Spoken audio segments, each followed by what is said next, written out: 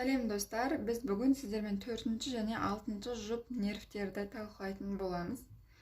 4-ші жұп нервіміз бұл нервус трохлеарис және 6-ші жұп нервіміз нервус абдуценс деп аталады.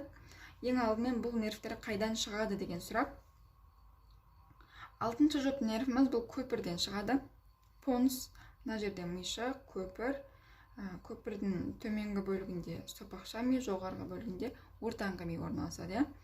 Ал ортаңғы мидан 4-ші жұп нервіміз нервус трохлеарис шығатын болады.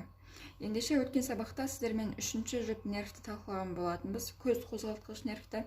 Егер ол видеоны көрмеген оқырмандар болса, көріп шықсаңыздар болады. Мінекей бұл жерде көздің барлық бұлшықеттері туралы талқылап өткенбіз. Енді бұл жерде көздегі екі бұлшықетіміз иннервацияланбай қалған еді.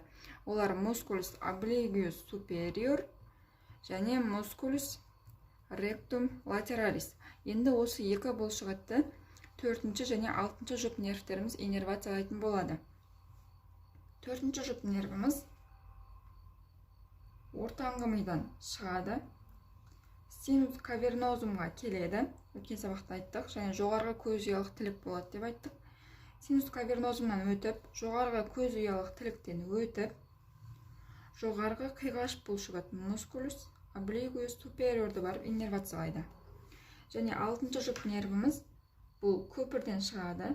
Понус көпірден шығып, синус кавернозумға келіп, көз ұялық жоғарғы тіліктен өтіп, бұл мускулус ректум латералисті иннервациялайтын болады. Бұл сіздерге түсінікті деп ойлаймын. Жоғарғы қиғаш бұлшықет және көздің латеральды тік бұлшықеттерін 4-ші және 6-ші жұп нервтер иннервациялайды. Бұл 4-ші және 6-ші жұп екеуі де қозғалтқыш, көздің қозғалысына жауап беретін нервтер, яғни моторлы нервтер. Бұлар сезімге жауап бермейді.